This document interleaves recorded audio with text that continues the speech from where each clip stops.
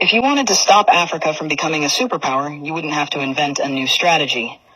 The blueprint has already been written, tested, and perfected over centuries. You'd start by making sure Africa never unites. The easiest way to do that is by keeping people divided along ethnic, tribal, and religious lines. If they ever start working together, remind them of past grievances. Stoke old wounds. Fund separatist movements. Keep border disputes unresolved. Make sure every time they take one step forward, they take 2 steps back because they're too busy fighting each other. You'd install leaders who serve foreign interests, not their people. Find the most corrupt, the most easily manipulated, the ones who crave wealth and status more than progress. Offer them power in exchange for loyalty. If a leader rises who actually cares about Africa, get rid of them. Assassinate them if necessary. But if that's too messy, just destabilize their government and back a coup. If they talk about nationalizing resources, make an example out of them. If they try to unite Africa, take them out before the idea spreads. You'd keep Africa economically weak by making sure it never industrializes. Let them export raw materials, but never process them themselves. Control the mines, the oil fields, the rare earth minerals. Keep them selling cheap and buying expensive. If a country tries to break free and build its own industries, sabotage it.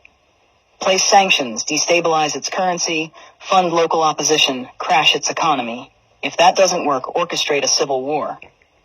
People can't build when they're too busy trying to survive. You'd make sure their education system produces workers, not innovators. Teach them history that glorifies their oppressors. Make them think their cultures are primitive. Their ancestors were savages. Their future depends on foreign approval. Train them to memorize, not to think critically. Keep their best and brightest looking overseas for opportunities.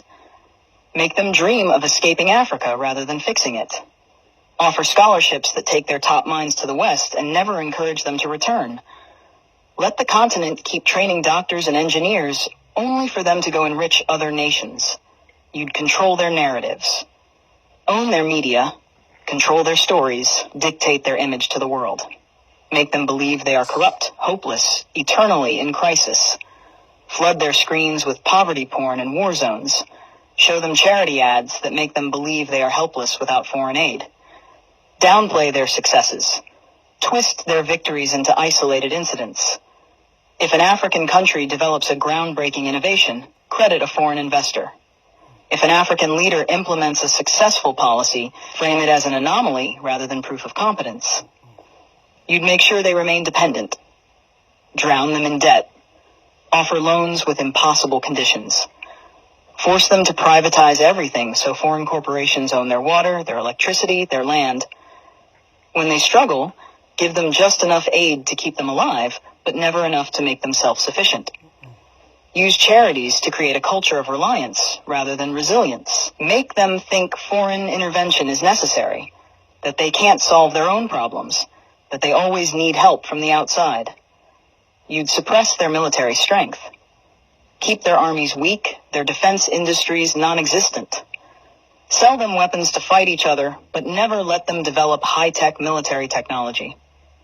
If a country tries to build a strong defense system, accuse them of being a threat to stability. Make sure they always need foreign peacekeepers, foreign military bases, foreign advisors controlling their security. Keep them vulnerable to invasion, coups, and foreign interference. The formula is simple. Divide, corrupt, exploit, miseducate, control. Keep them fighting each other. Keep them looking outside for solutions. Keep them poor, dependent, insecure. Make sure every attempt to break free is met with resistance so strong that the next generation thinks twice before trying again. This isn't a theory. It's history. The real question isn't how to stop Africa from becoming a superpower. It's how Africa can break the cycle despite every effort to keep it down.